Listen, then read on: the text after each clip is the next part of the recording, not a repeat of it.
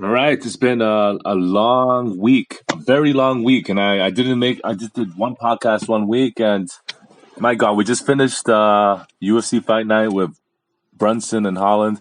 Kevin Holland was on a 5 fight win streak from 2020. He was expecting to beat Brunson. He called out Brunson, and he got dominated. He lost. His streak is over. Derek Brunson's on a 4 fight win streak. His wrestling game was too strong for Kevin Holland. He took Kevin to the ground so many times, and Kevin Holland was talking. I think Kevin Holland let all the talk get to him. You know, when he was talking, it was like talking because he felt like talking. Now it seemed like he was talking because that's the expectations of a Kevin Holland. You know, he's smiling throughout the whole fight. And, because he feels like it's a show. He feels like he's putting on a show for the people. You know, he wants to be an entertainer. He's dancing to the ring, doing cartwheels, having a good time. I mean, it was his gimmick, and, it caught on and made him very popular. It got him a main event, but he was also winning, The very fact that he lost this time is kind of like Israel Adesanya, it takes him down a peg, He's not as, great as he is, by losing one fight. He could have got the rank number 7. He was talking to Khabib Nurmagomedov the whole time. Khabib and Dana White was sitting together in the stands, and he was talking to him during the fight. Derek Brunson just did an interview saying that he wasn't even paying attention to what Kevin Holland was saying. He was too busy beating his ass. So Kevin Holland lost. Derek Brunson once a top 5 contender. He called out Paulo Costa. Paulo Costa is out of the April fight against Robert Whittaker because of the COVID-19. So Kelvin Gastelum took his place. Holland expected to win, but he lost. A little bit disappointing. A lot of great fights with people that fans won't even know that happened. Like Max Griffin, this guy, he calls himself Max Payne Griffin. He knocked out this Chinese guy, Song Kenan, in about 2 minutes. It was a crazy knockout. Like Song Kenan was like on the ground, unconscious for like about a minute. Lots of knockouts. I think out of 10 fights, there were 6 knockouts.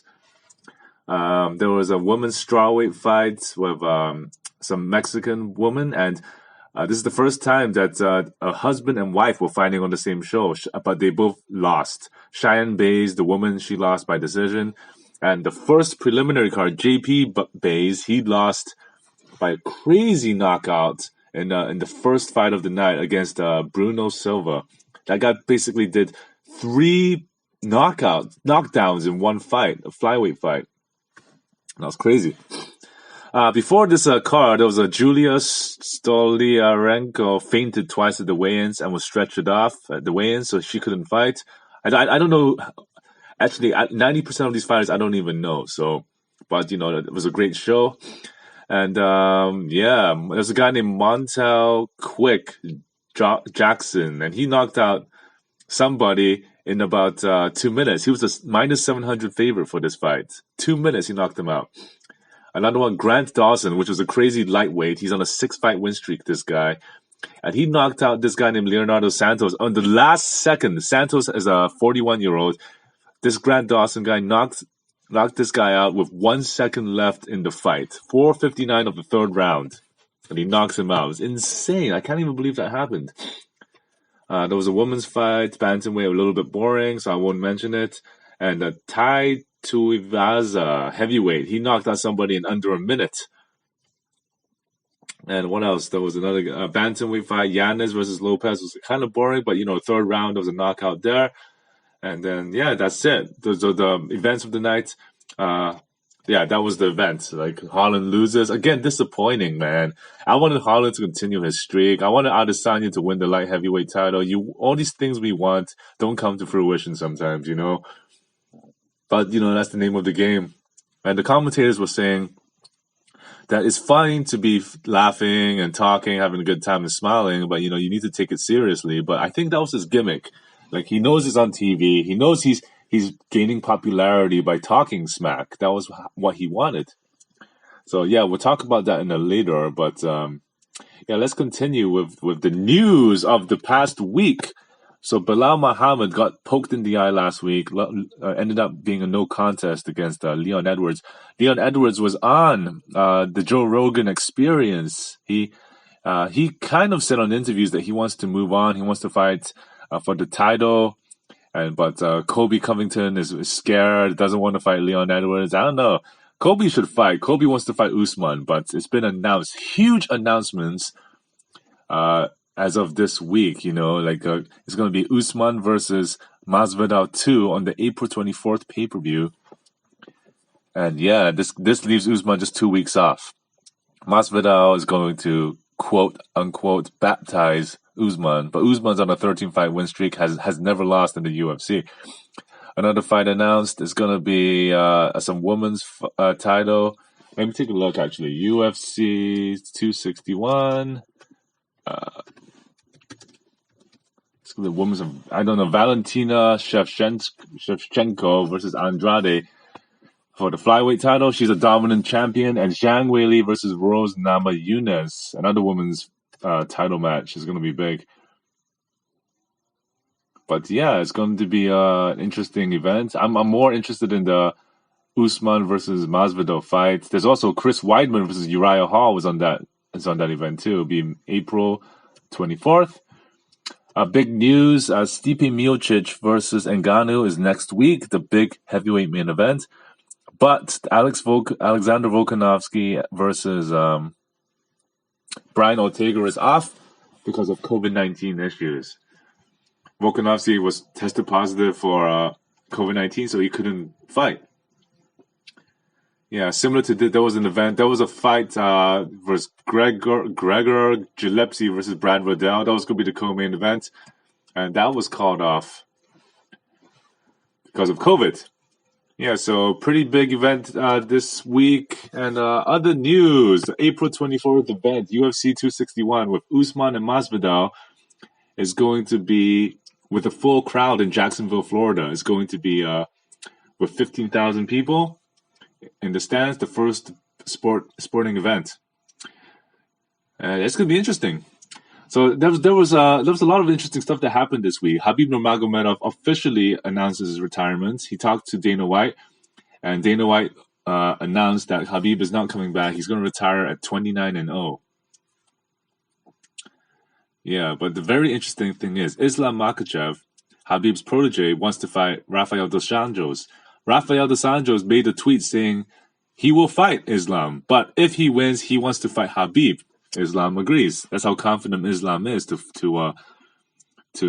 beating Rafael dos Anjos. But Khabib already beat dos Anjos many years ago. I don't know if that's going to be a good one. Israel Adesanya does an interview saying that the John Jones fight is not dead. John Jones says it's dead, but Israel says it's not dead because, he still wants to beat that ass, he says. But, who knows what's going to happen with John Jones. John Jones is going to fight either Ngannou or Stipe. He might win the heavyweight title. And even then, Israel could go for him, even if he's a champion or not. But if he loses, then there'll be two people who tried to move up and lost. And Israel versus John Jones would be a good fight. I think John Jones would probably win. John Jones is always on PEDs, man. He's bigger, and he'll probably win that fight, I think. Yeah, I think I covered a lot of the news. Khabib announcing his big retirement was huge. And yeah, 29-0. Tony Ferguson is going to fight Beneil Dariush in UFC 262. And another huge news is since Khabib Nurmagomedov, he's vacating the title at UFC 260. Was it 262? I think UFC 262. It is UFC 262. Let me check one more time. Was it 263? I think it's 263 actually. 263. Wow, it's not 263. UFC 263 is a Davison Figueiredo versus Brandon Moreno. Wow, so UFC 262 is going to be Charles Oliveira versus Michael Chandler for the lightweight championship. That's going to happen on UFC 262. And Edmund Shabazzian is coming back against Jack Hermanson. That's going to be a crazy fight. Shabazzian lost to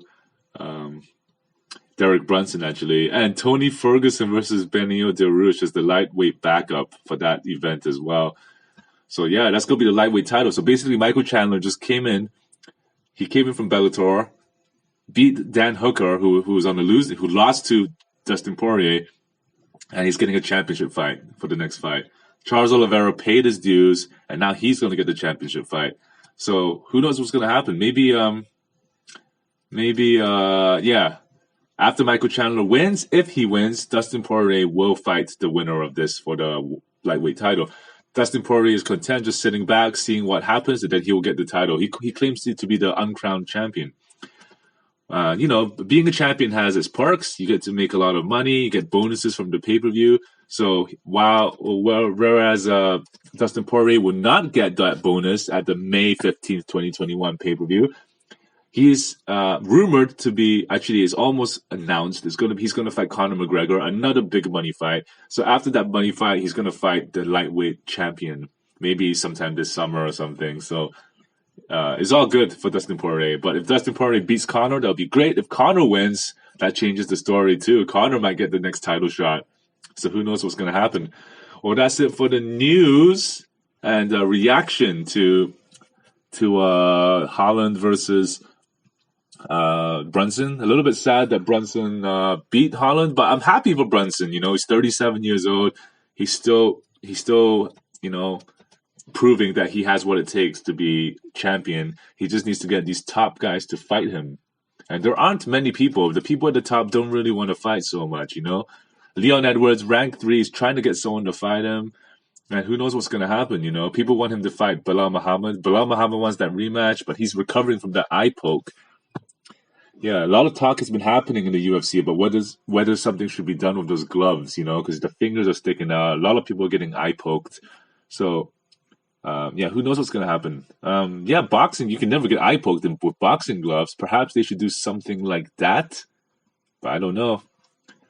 Who knows what happens? If this happens more, something might be done. Derek Lewis was on the Joe Rogan Experience podcast, and he said he was actually, I didn't even know this, but this guy was in jail for 3.5 years for aggravated assault. And, he said he's rich now because he's a UFC fighter. He has the most knockouts in heavyweight history, tied for UFC history with, who's that guy's name, man? Damian Maia, for most knockouts in the history.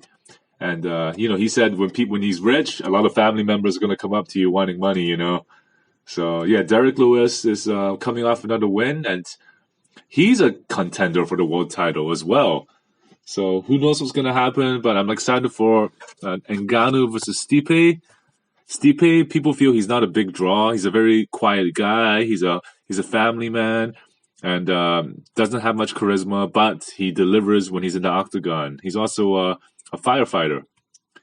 So, that's all the news. And, sad to see Khabib retire, but happy that he retired undefeated. And he's still heavily involved with the UFC. He's going to do an interview right now, actually.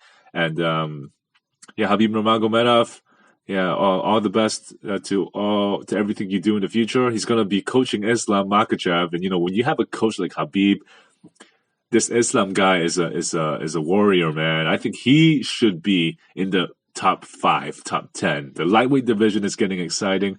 Who knows what's going to happen? Who knows if Khabib will come back for 30-0 records in the future? If there is a lightweight champion that seems invincible. But Khabib's coach said if he were to come back, he would want to fight GSP, but GSP is turning 40. Who knows what's going to happen? UFC doesn't want to give GSP the lightweight title and have him leave, so they don't want him. But who knows what's going to happen? Aljamain Sterling and Peter Yan are still going at it on Twitter nonstop, man. I don't know if Aljamain Sterling wants to fight Peter Yan again. Peter Yan is the better fighter, but they have a few months to prepare. The rematch for the bantamweight head title will probably be on the line sooner than later, and we'll see if Peter Yan can get his title back. But Peter Yan made a huge mistake by kneeing Aljo in the face. All right, that's it. 15 minutes of reaction and news from me, Martin Immortal. I'm signing off. I hope you're enjoying the podcast. Leave a comment. Give me your thoughts. Peace out.